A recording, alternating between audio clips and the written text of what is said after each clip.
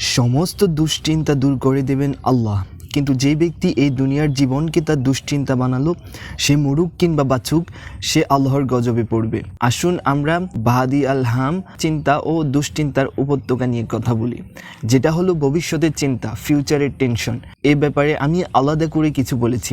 রাসূলুল্লাহ সাল্লাল্লাহু আলাইহি ওয়াসাল্লাম ইরশাদ করেছেন, যে ব্যক্তি আখিরাতকে তার দুশ্চিন্তা বানিয়ে নিল, আল্লাহ সুবহানাহু তাআলা তার দুনিয়া ও আখিরাতকে ঠিক করে দিবেন।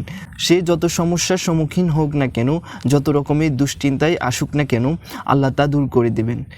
কিছু আলেম এই হাদিসকে হাসান বলেছেন, মানে গ্রহণযোগ্য। তুমি ভবিষ্যতের চিন্তা করতে পারো, কিন্তু সেই চিন্তা হওয়া উচিত আখিরাতের চিন্তা, যেটা প্রকৃতপক্ষে ভবিষ্যতেরই অংশ।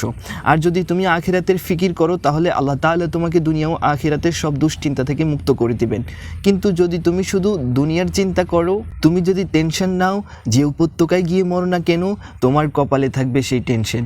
প্রত্যেক মানুষ ভবিষ্যতের দুশ্চিন্তায় ভোগে, এটাই মানুষের স্বভাব। কিন্তু আল্লাহ তাআলা তাকে এই দুশ্চিন্তাকে এক ভালো দিকে পরিচালিত করেছেন। তুমি যদি দুশ্চিন্তা করতেই চাও, তাহলে করো রবের সঙ্গে সাক্ষাতের দুশ্চিন্তা, যেদিন তুমি তোমার রবের সামনে দাঁড়াবে। আর যখন মানুষ এই আখিরাতের ফিকির করে, তখন তার দুনিয়ার টেনশন ধীরে ধীরে কমতে থাকে, তার দুনিয়ার চিন্তাগুলো দূর হয়ে যায়। আমি এটা আপনাদের নিজের অভিজ্ঞতা থেকে বলছি, আর অনেক কেস দেখে এসেছি। কিন্তু যে ব্যক্তি শুধু দুনিয়ার চিন্তায় ডুবে থাকে, তার কোনো পরোয়া থাকে না সে ফজরের সালাত আদায় করলো কিনা, সে মৃত্যু স্মরণ করলো কিনা, সে সব রকমের দুশ্চিন্তায় পড়ে যায়, সব ধরনের সমস্যায় জড়িয়ে পড়ে। কিন্তু মনে রেখো, আখিরাতের তুলনায় দুনিয়ার টেনশন কিছুই না।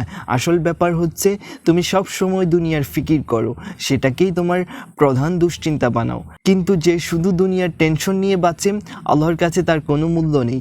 আল্লাহ পরোয়া করেন না সে কোন জমিনে আছে, কোথায় বসবাস করছে। সে মরুক বা যেখানে গিয়েই মরুক, আসলে সে তো আল্লাহর প্রকৃত বান্দাই ছিল না। হ্যাঁ, সে মুসলমান ছিল, কালিমা পড়তো, তার নাম ছিল আব্দুল্লাহ, আব্দুর রহমান, আয়েশা, ফাতিমা ইত্যাদি, কিন্তু তার কোনো দুশ্চিন্তা কখনো আখিরাত নিয়ে ছিল না।